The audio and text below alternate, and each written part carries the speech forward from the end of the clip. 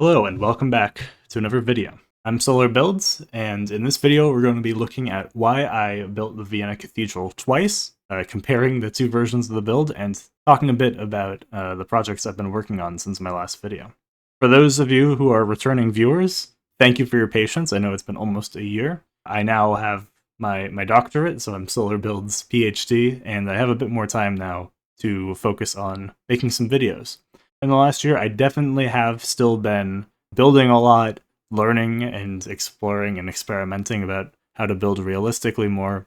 So there's a lot of tips, tricks, and builds I'd like to share, and that's why I'm back to making some videos. If my videos aren't enough, I highly recommend checking out the Terra 1912 community. We have a Discord server and YouTube channel with our leader WBC Builds, who showcases various builds around the server.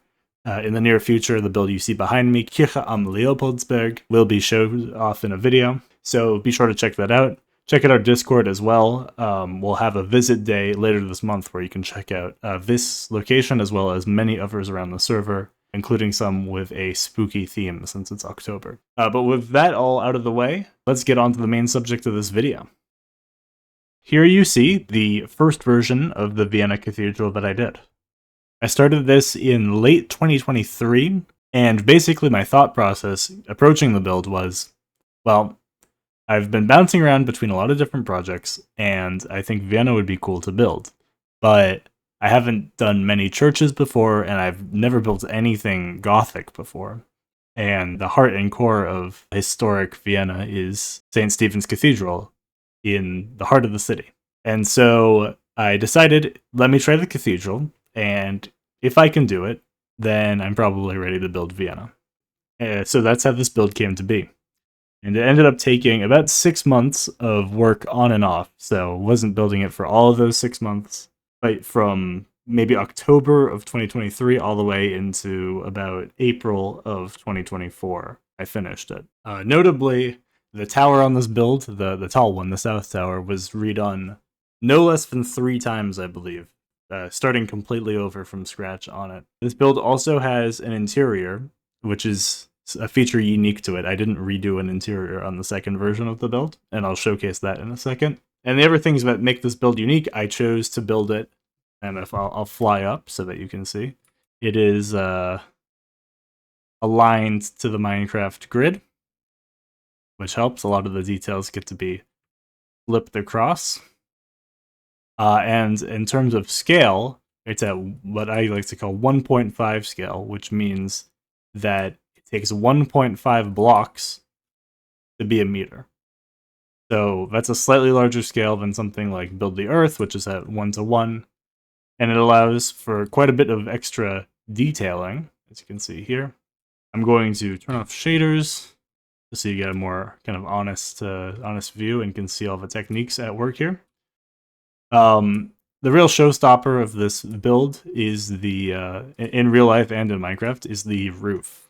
And this roof is based on the modern design. So it's got these kind of brilliant yellow, green, white, almost every color details that are incorporated as tiles into the roof. The tiled roof is very much a feature of Central Europe, especially Hungary. A lot of Hungarian churches have these beautiful geometric mosaics on the roof patterns done with clay tiles. And the front of the roof has these zigging and zagging patterns, and the back has a Habsburg monarchy eagle on it. Now, notably, the server I build on, Terra 1912, as would the name suggest, set in 1912. But for the roof of this, I actually based it on just modern images from Google Maps, Google Earth, pictures online, which is kind of how it looks today. But the roof was completely destroyed in the bombing of Vienna during World War II, so it was actually reconstructed. Some other things that might stand out on the outside is why have you, Solar, why have you textured it so much? Does it really look this extreme? And you should be able to see, if you look at pictures of it, that yes, at least sometimes the stone on this cathedral has been weathered extremely. If you look at the most current imagery, I believe they've just wrapped up or are almost complete with a restoration process where they are removing all of the weathering from the church, or at least doing their best to. But in fact, the church in 1912 and even earlier was weathered to various extents. Sometimes people think that the weathering only happens as a consequence of bombing and or of industrial smog and smoke. However, neither of these things are actually the case. If you look at paintings and illustrations from before the Industrial Revolution, you'll still see that, in fact, these kind of warm stones from Central Europe do weather quite a bit. And that is due to oxidation from exposure to the air and to rain and just the elements. Even without industrial smoke or from blast scorch marks from bombs or explosives, yes, indeed, these stones do weather. I've used a variety of hand texturing and also Perlin noise to strategically apply different texture to different parts of the build. In many cases, I basically painted on what areas should get the texturing and then applied it based on patterns that I saw in real life. And you'll see that a lot of the detail on the weathering is these stretched vertical patterns, and that's due to the dripping of water and other contaminants down the surface of the church.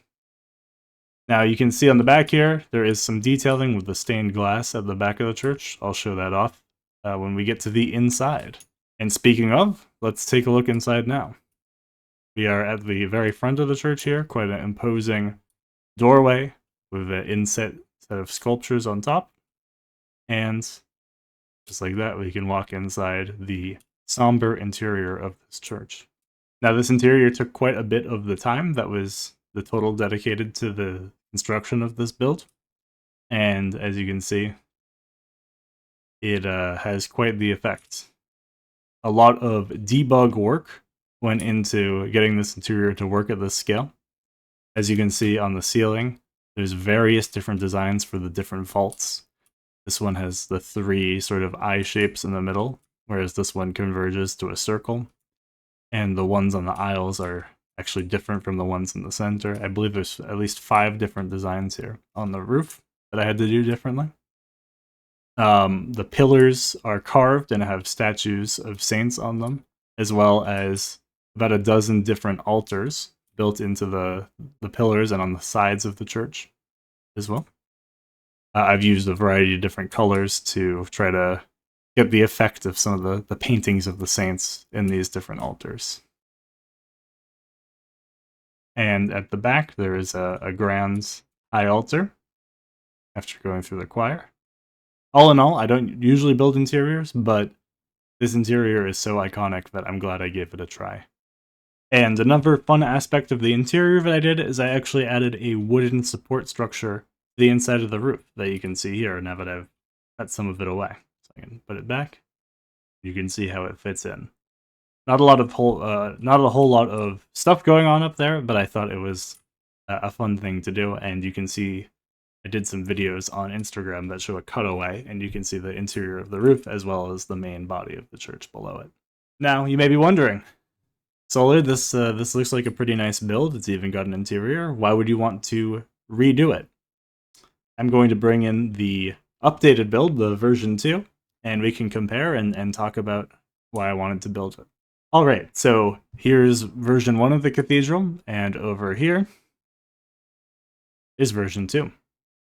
And you can see there's a few differences between them, but I think the first thing that stands out is how kind of remarkably similar they are.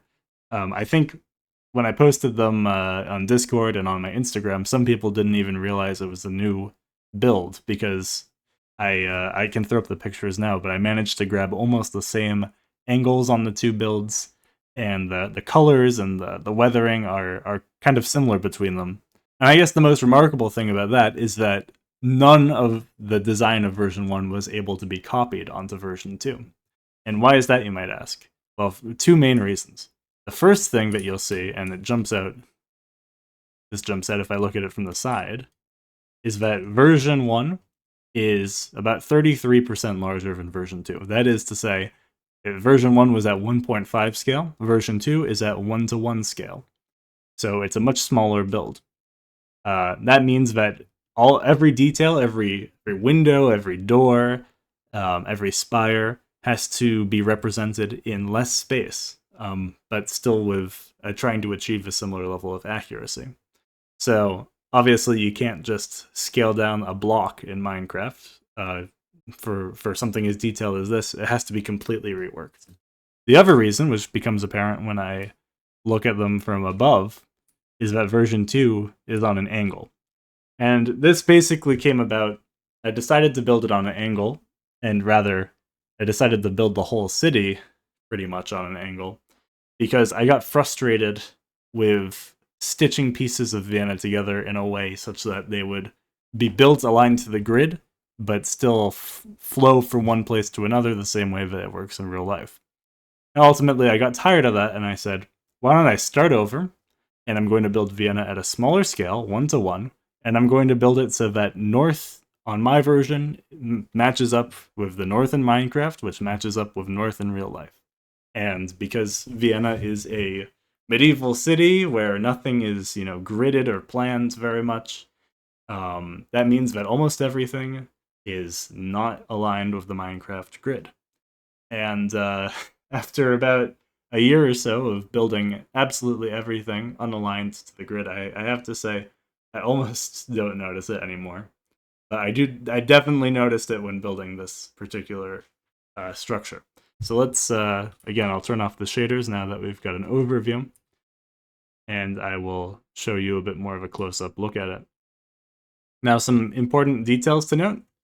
In addition to scaling down to 1-to-1, I also am recreating Vienna before the great expansions that it experienced in the mid-19th century. So even though the server is set in 1912, my Vienna project features buildings that were lost or changed in the state that they were before that expansion, roughly around 1800, even a little earlier, like 1780, the end of the Baroque era. So what that means is, for instance, some details here.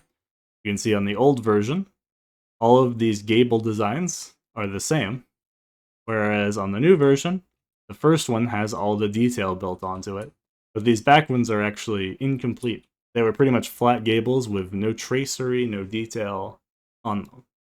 And I think that's a fun little detail. These cathedrals took hundreds of years to build with incremental growth and development. The other thing that stands out is that the roof is completely different.